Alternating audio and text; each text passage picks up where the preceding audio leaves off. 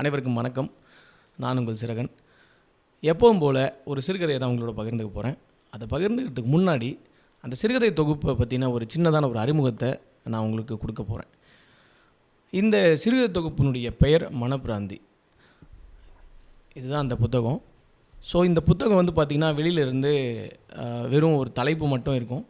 அந்த தலைப்புக்கு பின்னாடி பார்த்திங்கன்னா ரொம்ப ஒரு தெரியாத ஒரு ஃபாண்ட்டில் செக்காவ் கதைகள் அப்படின்னு போட்டிருக்கோம். கீழே வந்து தமிழில் கார் ரத்னம் அப்படிங்கிறத போட்டிருக்காங்க. அவ்வளோதான் இந்த புத்தகம் இருக்குது.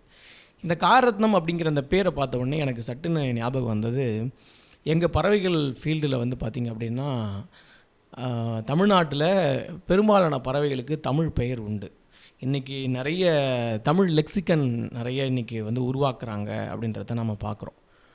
அதன் வகையில் ரொம்ப இயர்லியராக சங்க இலக்கியத்திலிருந்தும் தமிழ்நாட்டில் பயன்படுத்தப்பட்ட பறவைகளுக்கான தமிழ் பெயர்களை பற்றின ஒரு சின்ன அகராதியை வந்து காரத்னம் வந்து எழுதியிருப்பார்.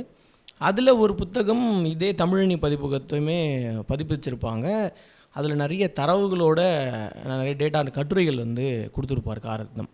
ஸோ அவர் வந்து செக்காவுடைய கதைகளை மொழிபெயர்த்திருக்கிறத பார்க்கும்பொழுது எனக்கு ரொம்ப பெரிய ஒரு ஆச்சரியம் ஏற்பட்டது. இந்த புத்தகம் ரொம்ப பழைய புத்தகம்னு நினைக்கிறேன். நான் இது இன்றைக்கி எதேச்சியாக தேடிக்கிட்டு இருக்கும் பொழுது எனக்கு இது கண்ணில் கிடச்சிது. நான் ரொம்ப வருஷங்களுக்கு முன்னாடி இதை வாங்கியிருக்கேன். ஸோ முதல் பதிப்பு வந்து 2014 இது ஆயிருக்கு. இது வந்து செக்காவினுடைய ஒரு 17 கதைகளை உள்ளடக்கி இருக்கக்கூடிய ஒரு சிறுகதை தொகுப்பு. இதில் பக்கங்கள் அப்படின்னு நம்ம பார்த்தோம் அப்படின்னா ஒரு 128 பக்கங்கள் தான் இருக்குது. 128 பக்கங்களில் 17 கதைகள் அடங்கியிருக்கக்கூடிய ஒரு தொகுப்பு. நிறைய நான் செக்காவுடைய கதைகளை நான் வந்து இதுக்கு முன்னாடி 6-7 கதைகளை நான் சொல்லியிருக்கேன். இந்த புத்தகத்திலிருந்தும் துக்கம் அப்படிங்கிற ஒரு கதையும் நான் இதுக்கு முன்னாடி வந்து சொல்லியிருக்கேன். அதை நான் வந்து கார்ட்டில் ஆட் பண்ணுறேன். அது கேட்காதவங்க வாசிக்காதவங்க அது கேட்டு பாருங்கள். அப்போது ஒரு 5-6 பக்கத்துக்குள்ளேயே செக்காவ் ஒரிஜினல் டெக்ஸ்ட்டில் கொடுத்ததை அப்படியே தமிழில் நமக்கு வந்து கொடுக்கணும் அப்படிங்கிறதுல ஒரு பெரிய சவால் இருக்கும். இங்கே வந்து அது செய்திருக்கிறாங்க இந்த புத்தகத்தில். ரொம்ப செறிவான ஒரு நடை, ரொம்ப எளிமையான முறையில் நமக்கு புரிகிற மாதிரி நேரடியாக வந்து நமக்கு விஷயத்துக்குள்ளே வர அந்த முறை வந்து ரொம்ப நல்லாயிருக்கும். ஸோ அப்படி தான் நான் இந்த துக்கம் கதையும் வந்து உங்களோட பகிர்ந்துக்கிட்டு இருப்பேன். இந்த 17 கதைகளில் ஒரு கதையும் ஒவ்வொரு மாதிரியான ஒரு பிளாட் இருக்கக்கூடியது. அப்போ நாம் இதில் வந்து ஒரு துக்கம் நான் முன்னாடியே சொன்னேன். வாங்கான்னு ஒரு கதை இருக்கும், ஒரு சின்ன கதை, எவ்வளோ ஒரு 6 பக்கம் இருக்கக்கூடிய ஒரு கதை. ஒரு சிறுவன் வேறு ஒரு இடத்துல வேலை செய்துட்டு இருக்கும் பொழுது தன்னுடைய தாத்தாவுக்கு ஏங்கி ஒரு கடிதம் எழுதணும்னு அவன் நினைப்பான். அப்போ நான் ரொம்ப கொடுமையை அவன் அனுபவிக்கிறத பற்றியும், நான் வேறு ஒரு இடத்துல என்னை அவங்க ரொம்ப மோசமான முறையை நடத்துகிறத பற்றியும், என்னை வந்து நீ கூட்டிகிட்டு போயிடுங்கிறத ஒரு ரொம்ப வலி நிறைந்த ஒரு கடிதம் வந்து அந்த கதையில் அந்த சின்ன ஒரு 12-13 வயது சிறுவன் வந்து எழுதியிருப்பான். இப்படியான கதையும் துக்கம் மாதிரியான கதையும் ஒரு பக்கம் இருக்குது. இன்னொரு பக்கம் ரொம்ப மகிழ்ச்சியான ஒரு மாதிரி நக்கலாக சர்க்காசமாக இருக்கக்கூடிய கதைகளும் இதில் இருக்குது. அப்போ ஏன் திருப்பி திருப்பி நம்ம ஒரு விஷயத்த சொல்லிக்கிட்டே இருக்கோம். இன்றைக்கி சிறுகதை எழுதக்கூடிய நபர்கள் செக்காவை படிக்கணும் அப்படின்னா ஏன் அந்த அவ்வளவு ரொம்ப குறைவான பக்கங்களை ரொம்ப செறிவான ஒரு கதை எப்படி தன்னால் எழுத முடிஞ்சது அப்படிங்கிறத நிஜமாக நம்ம ஒரு இடத்துலேருந்து கற்றுக்க முடியும். அதன் வகையில் வந்து பார்த்திங்கன்னா இந்த 17 கதைகளுமே ஒவ்வொரு வகையில் ஒரு சிறந்த கதைகளாக தான் எனக்கு பட்டுச்சு. ஸோ அதில் நான் ஒரு கதையை வந்து ரொம்ப ஃபன்னான ஒரு கதையை நான் உங்களுக்கு இன்றைக்கி ஷேர் பண்ணலாம் அப்படின்னு எனக்கு தோணுச்சு. அந்த கதையினுடைய தலைப்பு வந்து நல்ல முடிவு அப்படின்னு. அந்த தலைப்பு பார்த்தோன்னே நமக்கு தெரியும் நல்ல முடிவு எது நல்ல முடிவு அப்படின்னு நமக்கு தோணும். ஒரு செம்ம இன்ட்ரெஸ்டிங்கான ஒரு நக்கலான ஒரு கதை தான் இது நல்ல முடிவு. என்னென்னா ஒரு 52 வயசு மதிக்கத்தக்க ஒரு நபர், அவருக்கு திருமணம் ஆகலை. அவருக்கு ஒரு பொண்ணு பார்க்குற ஒரு புரோக்கரை வந்து ஒருத்தவங்க சொல்கிறாங்க, இவங்கள பாருங்கள், இவங்களுக்கு நல்ல உங்களுக்கு வழி சொல்லுவாங்கன்னு ஒருத்தர் அவருக்கு நண்பர் ஒருத்தர் சொல்கிறாரு. அதன்படி வந்து ஒரு லேடி வந்து அந்த நபரை சந்திக்கிறதுக்கு வராங்க. ஸோ அந்த லேடி வந்து கேட்குறாங்க, என்ன நீங்கள் எதிர்பார்க்குறீங்க, எப்படியான பெண் வேணும் அப்படின்னு எதிர்பார்க்குறீங்க அப்படின்னும் பொழுது, எப்படியான அழகு நிறைந்த பெண்ணாக இருக்கணுமா, கருங்கூந்தல் இருக்கக்கூடிய பெண்ணாக இருக்கணுமா, சிவப்பு நிற கூந்தல் இருக்கக்கூடிய பெண்ணாக இருக்கணுமா அப்படின்லாம் கேட்கும் பொழுது எனக்கு பெரிய ஆசையெல்லாம் ஒன்றும் இல்லை. நான் வந்து ரொம்ப ஒரு சிக்கனமாக நேர்மையான முறையில் வாழ்க்கையை நடத்துகிறவன். எனக்கு வந்து ரொம்ப கஷ்டமாக இருக்குது. குடும்பஸ்தனாக வாழ்கிற கிடைக்கக்கூடிய மரியாதை கூட ஒரு ஒண்டி குடுத்தனமாக இருக்கக்கூடிய ஒருத்தனுக்கு மரியாதை வந்து கிடைக்கல அப்படின்னும் பொழுது எனக்கு ரொம்ப மனவலியோடு இருக்குது.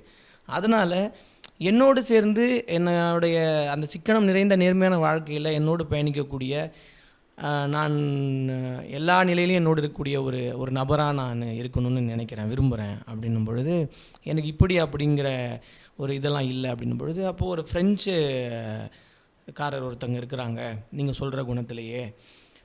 அடுத்து ஒரு கிரேக்க பின்புலத்தில் இருக்கக்கூடிய ஒரு பெண் இருக்கிறாங்க அப்படின்னு சொல்லும் பொழுது, அப்போ அவர் மறுப்பார், இல்லை அப்படி ஒன்றும் நம்ம அவ்வளோ ஒரு படிப்பு நிறைந்த ஒரு பெண்ணாக இருக்கணும்னு அவசியம் இல்லை. அவர் ஒரு படிப்பு வந்துடுச்சு அப்படின்னு சொன்னால் அதோடு அவங்களுக்கு வந்து ஒரு ஒரு கர்வம் வந்துடும். அப்படியான ரொம்ப மெத்த படித்த ஒரு நபரும் எனக்கு வேணாம். அதுக்குன்னு ரொம்ப படிக்கவே படிக்காத ரொம்ப மோசமான நிலையில் இருக்கவங்களும் வேணாம். எனக்கு வந்து ஒரு ஒரு நடுவில், ரெண்டுத்துக்கும் நடுவில் இருக்கிற மாதிரி ஒரு குடும்பத்தை வந்து ரொம்ப கவனிச்சிக்கிட்டு, ஏன்னா இப்போ நான் வந்து ஒரு நல்ல சம்பாத்தியம் இருக்கக்கூடிய ஒரு நிலையில் இருக்கிறேன். எனக்கு வந்து மனைவி அப்புறம் ஒரு குழந்தை அப்படின்னு ஆயிடுச்சு அப்படின்னு சொன்னால் இது எல்லாத்தையும் மேனேஜ் பண்ணிக்கிறதுக்கு ஒரு நபர் வேணும் இல்லையா அப்படின்னு இவர் தன்னுடைய டிமாண்ட் எல்லாத்தையும் வைக்கிறார். அப்போது இந்த 2 பேர் உரையாடலுக்கு நடுவில் இவர் கேட்பார், என்னென்னா, ப்ரோக்கிங் பண்ணுறீங்களே உங்களுக்கு எவ்வளோ கிடைக்கும் அப்படின்னும் பொழுது, நான் எவ்வளோ கொடுக்க வேண்டியிருக்கும் அப்படின்னும் பொழுது, நீங்கள் எனக்கு வந்து ஒரு 25 ரூபிலும் எனக்கு வந்து சன்மானமாக ஒரு புது உடை வாங்கிக்கிறதுக்கான ஒரு தொகையை நீங்கள் கொடுத்தீங்கன்னா போதும் அப்படின்னும் பொழுது, இது ரொம்ப அதிகமான ஒரு தொகையாக இருக்கே அப்படின்னும் பொழுது, ஆமாம், முன்னாடியெல்லாம் வந்து நிறைய ஒரு ஆண்டுக்கு 10-12 ஜோடிகள் வந்து திருமணம் செய்து வைக்கிறதுக்கான ஒரு வேலையை பார்ப்போம். அப்போது 100 ரூபாய்க்கு மேலெலாம் வந்து கிடைக்கும். ஆனால் இப்போல்லாம் வந்து மாதத்துக்கு 2 நபர்களுக்கு திருமணம் செய்து வைத்தால் அந்த ஜோடிகள் இணைந்தாலே பெரிய விஷயமா இருக்குது. அதனால் ஒரு மாதத்திற்கு ஒரு 50 ரூபாய் கிடைக்கிறது பெரிய விஷயமா இருக்குது அப்படின்னும் பொழுது, அப்போது ஒரு புரோக்கிங் செய்கிறவங்க, அதுவும் ஒரு பெண் ஒரு மாதத்திற்கு 50 ரூபாய்கள் சம்பாதிக்கிறது பெரிய விஷயமாக தான் இருக்குது. நான் இவ்வளோ சம்பாதிப்பீங்க நீங்கள் நினைக்கல. சரி, நீங்கள் சொல்லுங்கள் எப்படி பார்க்கலன்னா, அப்படி ஒன்றும் இல்லை, விதி நடக்கிற மாதிரி என்னவோ அதை நடக்கட்டும், நான் ஏற்றுக்குவேன் அப்படின்றாரு. அதுக்கு இந்த இடத்துல அவர் ரொம்ப நக்கலாக விஷயம் வச்சுருப்பார். என்னென்னா, நீங்கள் நினைக்கலனா கூட நீங்கள் வந்து நீங்கள் எப்படி நினச்சிங்கனாலும் விதிப்படி தான் நடக்கும். நாம் என்ன தான் பண்ணாலும் அது பாடி தான் நடக்கும்னு வச்சிங்களேன். கல்யாணமும் அப்படி தான், நம்ம என்னென்னவோ பார்ப்போம், என்னென்ன நடக்கும், ஆனால் விதிப்படி தான் அப்படி நடக்கும். அதனால் என்ன சொல்ல வராங்கன்னா, நீ ரொம்பலாம் எக்ஸ்பெக்ட் பண்ணாத, உனக்கு நடக்கிறது தான் நடக்கும், நீ ரொம்பலாம் வந்து யோசிக்காதப்பா அப்படிங்கிற மாதிரி ஒரு இது இருக்கும். அடுத்து இந்த அம்மா கேட்பாங்க, நீங்கள் உங்களுக்கு எவ்வளோ வந்து சம்பளம் எவ்வளோ அப்படின்னு கேட்கும்போது, எனக்கு 75 ரூபில், கூடவே முயல் வேட்டை நடந்துச்சுன்னா கொஞ்சம் அதிகமாக வரும் முன்ன பின்ன. முயல் வேட்டைகள்லாம் நீங்கள் பண்ணுவீங்களாண்ணா? முயல் வேட்டைன்றது ஒன்றும் இல்லை, நான் ரயில்வேல கண்டக்டராக இருக்கிறதுனால டிக்கெட் எடுக்காமல் சில பேர் போவான், அவனெல்லாம் பிடிச்சி வச்சு அவங்ககிட்ட இருந்து கொஞ்சம் வாங்குறது தான் நான் முயல் வேட்டைன்னு சொல்கிறேன். அப்படி இப்படின்னு கொஞ்சம் வந்துடும்.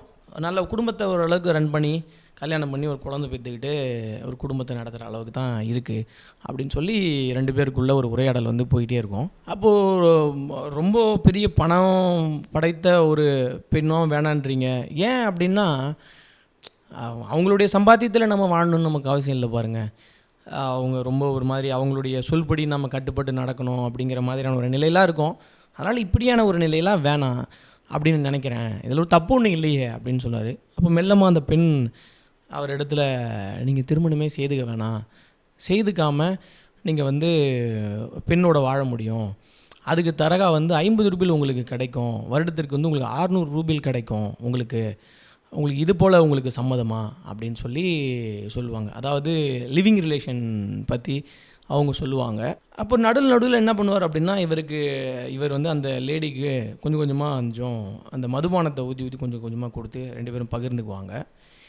இப்போ அந்த லிவிங் ரிலேஷன் பொண்ணு பற்றி பேசின உடனே இவர் என்ன பண்ணுவார்னா, அந்த அம்மா கிட்ட சொல்லுவாங்க, உங்களுக்கு ஒன்றும் பெரிய வயசான மாதிரி தெரியலையே, ரொம்ப ஒரு கட்டுடலாக தான் இருக்கிறீங்க, நீங்கள் நல்லா ஃபிட்னஸாக தான் இருக்கீங்க, உங்களுக்கு ஒன்றும் பெரிய வயதான மாதிரி தெரியலையே, மாதம் 50 ரூபில் சம்பாதிக்கிறீங்க, அதுக்கு அதிகமாக கூட வரலாம், நீங்கள் ஏன் திருமணம் செய்துக்கல அப்படின்போது, எனக்கு வயசாகிருச்சு, எனக்கு திருமணம் செய்துக்கிற அந்த எண்ணம் வந்து எனக்கு ஏற்படலை அப்படின்னு சொல்லி அந்த அம்மையார் வந்து சொல்லுவாங்க.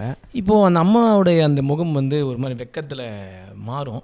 இப்போ அவர் தனக்கு அந்த பெண்மணியோட அருகையில் உட்காந்துக்கிட்டு, நீங்கள் ஏன் ஒரு சிக்கனம் நிறைந்த ஒரு ஒழுக்கத்தோட நேர்மையோடு வாழக்கூடிய ஒருத்தரோட உங்களுடைய வாழ்க்கையை ஏன் நீங்கள் பரிமாறிக்கிட்டு ரொம்ப நிம்மதியான வாழ்க்கையை நீங்கள் வாழக்கூடாது உங்களுடைய இறுதி காலம் வரை அப்படின்னு வந்து ஒரு சார் வந்து ஃப்ளர்ட் பண்ணுவார். அதுக்கு வந்து அவங்க அப்படியே ஒரு ஒரு நேரத்தில் கோவமும் ஒரே நேரத்தில் வெக்கமும் பட்டு, நீங்கள் என்ன சொல்கிறீங்க என்ன அப்படின்னா, இல்லை நானும் என்னென்னவோ பார்க்குறேன், உங்களை விட பொருத்தமான ஒரு பெண் இருப்பாங்களான்னு எனக்கு தெரியல, ஏன் நாம் 2 பேரும் ஏன் திருமணம் செய்து கொள்ளக்கூடாது அப்படின்னு அந்த ஆண் நபர் அந்த பெண் பார்க்க வந்த அந்த தரகரிடத்திலேயே கேட்ட உடனே அவங்களுக்கும் அது சரி அப்படின்னு பட்டு தங்களுடைய அடுத்த வாழ்க்கையினுடைய அடுத்த கட்டத்தை நோக்கி 2 பேரும் உட்காந்து டிஸ்கஸ் பண்ண ஆரம்பித்து தங்களுடைய வாழ்க்கையை அடுத்த கட்டத்தை நோக்கி நகர ஆரம்பிப்பாங்க. ஸோ இது ஒரு கதை, நல்ல முடிவு அப்படின்னு கதை. தலைப்பு வந்து ரொம்ப அப்படியே பொருத்தமாக இருக்குது, கச்சிதமாக இருக்குது. ஏன் அப்படின்னா, பொண்ணு பார்க்க தரகரை வர சொல்லி பொண்ணு பார்க்க அந்த தரகரையே வந்து திருமணம் செய்து கொள்ளக்கூடிய ஒரு நிலை வந்து ஒரு மனிதனுக்கு உடனடியாக ஏற்படுதுன்னா அது ஒரு நல்ல முடிவு தானே. இப்படியான நிலை வந்து எல்லாருக்கும் அமைஞ்சிருமா? அமைஞ்சிருக்கும், யாரோ எங்கேயோ யாருக்கோ அமைஞ்சிருக்கும். அதை வந்து நமக்கு கதையாக கொடுத்துருக்கிறார செக்காவை கொடுத்துருக்கிறாரு. ஏன்னா ரொம்ப சின்ன கதை, ஒரு 6 பக்கங்கள் இருக்கக்கூடிய கதை. அது முதல்ல இருந்து அது கடைசி வரைக்கும் ஒரு மகிழ்ச்சியான ஒரு மனநிலையிலே அந்த கதையை வந்து நம்மளால் வாசிக்க முடியும். ஸோ அதில் நான் வந்து ஜஸ்ட்டு ஒரு சம்மரைஸ் தான் நான் பண்ணியிருக்கேன். வாய்ப்பு இருக்கிறவங்க இந்த புத்தகம் பிரிண்டில் இருக்குது அப்படின்னா வாங்கி வாசித்து பாருங்கள். நிஜமாக தவற விடக்கூடாத ஒரு முக்கியமான ஒரு கதை தொகுப்பு தான் இது. மீண்டும் இது போல் வேறொரு புத்தக அறிமுகத்தோட கதையோடு சந்திப்போம். நன்றி.